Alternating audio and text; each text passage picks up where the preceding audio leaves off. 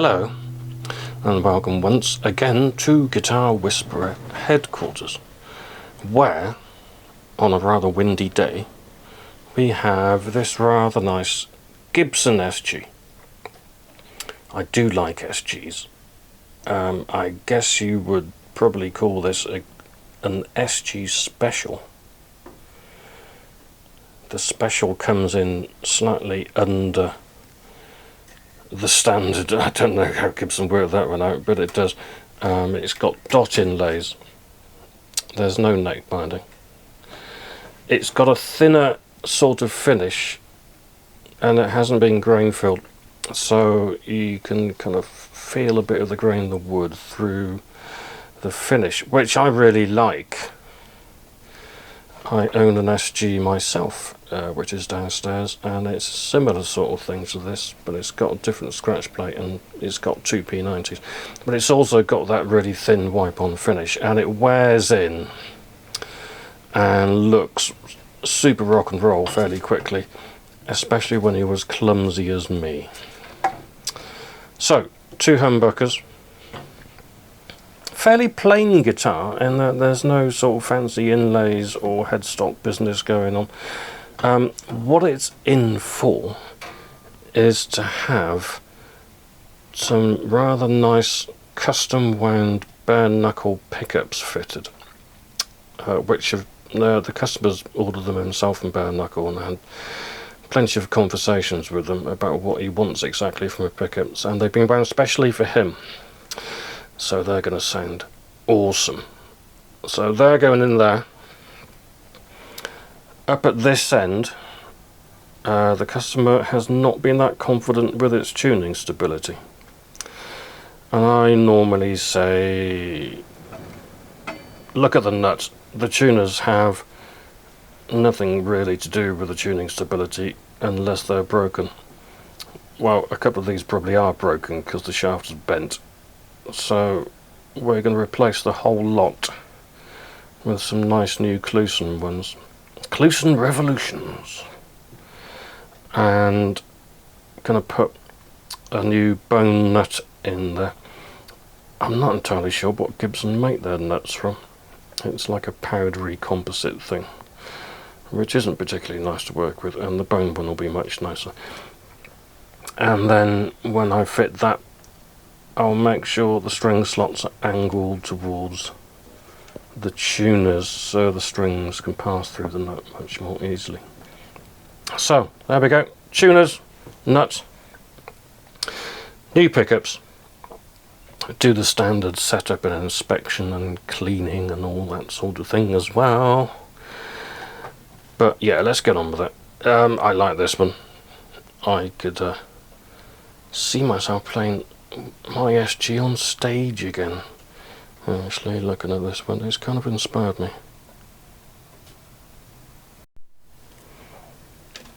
Here's what the control cavity looks like. It's got a typical modern Gibson PCB in there. Nice big full-size pots. Nice big chunky switch. Not so keen on the plastic barrel jack, but there we go. A lot of people get really upset by the whole PCB thing. I don't have a problem with them, to be honest. It means you can lift the whole thing out in one piece and solder the new pickups in. You know, if it's done properly, they work fine. It's all tradition and things, isn't it? But this one will be fine. And these are the nice new bits that are going in. These are the Clusen, here we are, Clusen Revolution tuning machines.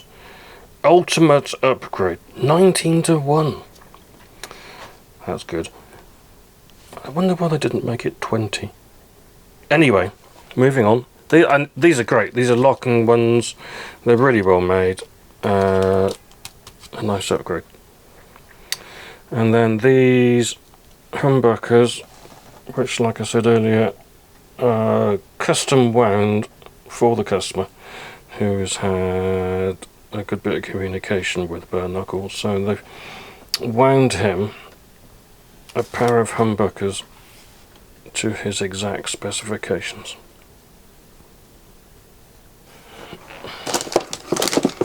Just going to get all the electronic hardware out first, whilst stashing all the nuts very carefully. Get to use my new knob puller. Always a good day when you can pulley a knob. There we go. Isn't that cool? It was only a few quid.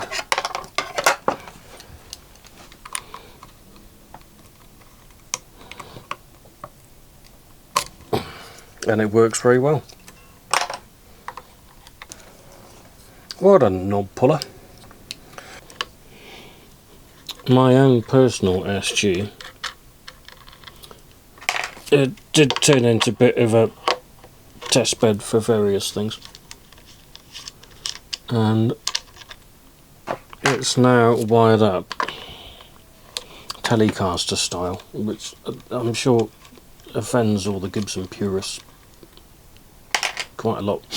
So yeah, mine goes switch, volume, tone, and then the bottom two are disconnected, which I find it much easier to use live like that. You do lose a little bit of versatility, but as I am both clumsy and forgetful, it worked well for me. So this is slightly different to a normal pickup swap in that there's these little multi-pin connectors which join the wires from the pickups to the circuit board. So I've got a choice. I can either snip a bit here and then leave a tail and then splice that onto the one from the new pickups, or I can just bypass that altogether and solder straight onto these tags here, which is what I think I'm going to do. I can't see any advantage to having quick release pickups once these are in, because I doubt they'll ever get changed again. Stripped down, circuit board's out, and everything's been taken off this side. Pickups are out. Shows off the grain nicely now, doesn't it? It looks nice, this. I mean, it's not, again, these Gibson purists would say, oh, you have to have the super thick nitro finish thing, which makes the guitar £500 more expensive because it takes bloody ages. But I like this. The red and the black are nice.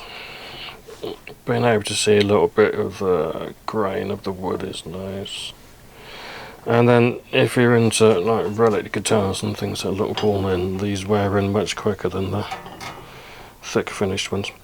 Anyway, right, let's get some new pickups attached to the scratch plate. 1977. And then the King also addressed the issue of Canada's foreign relations. Benefits, the benefits of sovereign nations. So there was a explicit reference. Pickups are in the pickguard. That was fairly painless. I didn't have to go chasing screws or springs around the room, so that's happy days. Checked the codes on the wires, the wiring colours, just to be sure. There is no standard wiring colours for pickups between manufacturers, which can sometimes lead to, well, crap sounding guitars because you end up wiring it wrong. Always check, and then you won't be sad later. Got the pickup soldered in, and happy days. Working nicely. It was a little bit tight in there, but not too bad. I had a few concerns about the existing toggle switch, so I replaced that as well. It has been a bit uppity, a bit unreliable, so that's now been swapped out too. So electronics done, need to put the knobs back on. Next step will be to swap these tuners out and fit the new nut, then reassemble all this down here, get some strings on and do the setup. The G7 meeting and talking to his American counterpart, hoping some UK carve-out might be agreed. Let's catch up. Or standing up for themselves, trying to push back against what Donald Trump is giving them. And the EU have kind of played a bit of that game as well themselves. They've been very much saying, we want to, and in other cases that's not happened. But it is leaving a real mess for a lot of businesses across the EU and across the UK who don't really know what to expect or what's. But it's just the uncertainty that this leaves for business is causing a huge day in order to get this deal over the line. I think the complexity is that it has to be a deal that suits the Trump announcement on discriminatory. Old ones are off. Old nut is off as well. We'll get these nice new ones screwed in. Perhaps slightly oversold the deal. Yeah, if we are almost across the line. It says 5 people have been killed in an attack on an aid convoy in North Darfur in Sudan. 15 lorries were trying to take food supplies to the regional capital El Fasher, where there's famine. The former Victims Commissioner, Dave Baird, is to become the new chair of the embattled criminal. Detained, they risk being displaced. The UN Human Rights Office chief spoke. A movement, a dynamic towards the recognition of the Palestinians. Right, I'm back after I had to take a few days off because for no reason at all my foot ended up in, it was bloody agony actually, very painful. So, there's different stages in your life, isn't there, when you have to deal with pain and things like that. When you're young, or when people are kids, they can do anything, can't they? They're just going to bounce. You always see young children falling over and crashing bicycles and they're fine. And then you get a bit older and you're still fine all the time, but you're a little bit more wary about stuff, I suppose. And then you get to the stage in life where you start making a few involuntary noises, and maybe complaining about your knees and your back a bit and stuff. And then when you're going to get a bit older, like me, for no reason, suddenly parts of your body just stop working and you're completely incapacitated. So, anyway, that's what happened to me. No idea what caused it, but it was bloody painful. Noodle's helping. Noodle was very good. She looked after me. Nurse Noodle attended to my every need, didn't you? Well, kind of. So we're going to get these nut slots done now.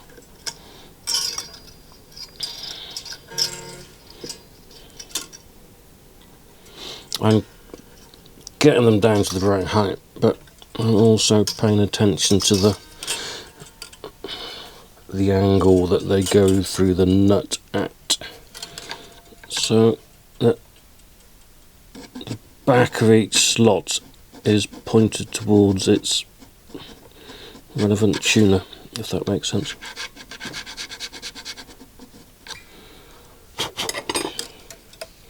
To help tuning stability. Tuning stability was one of the things that the owner of this guitar was most concerned about. But with this new nut, which will be cut properly obviously, and the locking tuners, that should all be a thing of the past.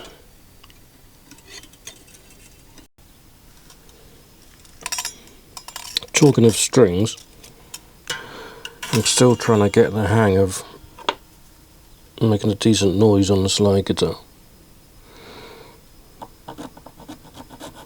And I've been experimenting with very low open tunings, a la Ariel Posen and Sunday Landreth and people like that. So I ended up restringing one of my guitars, which is a Gibson Les Paul Special, with strings that go from 15 to 70, which is just ridiculous.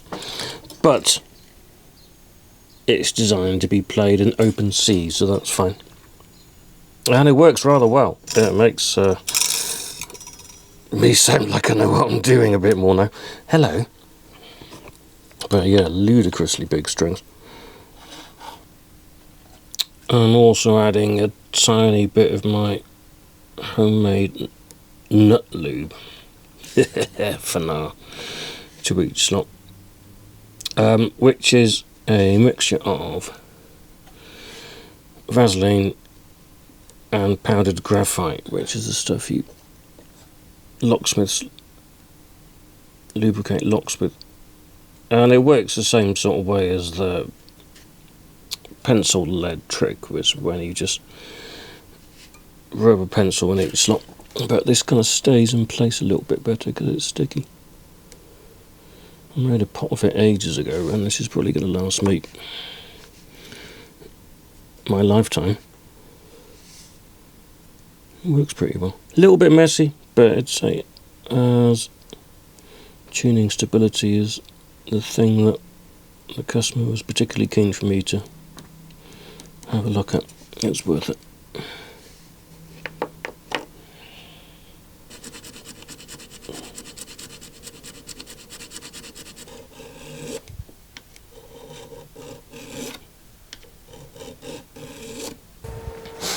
Nearly there.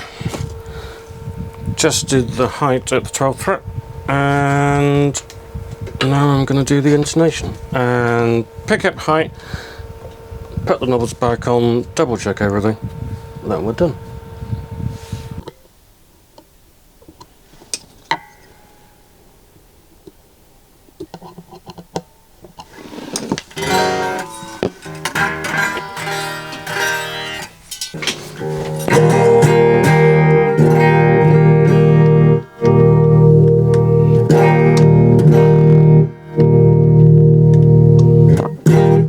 Works!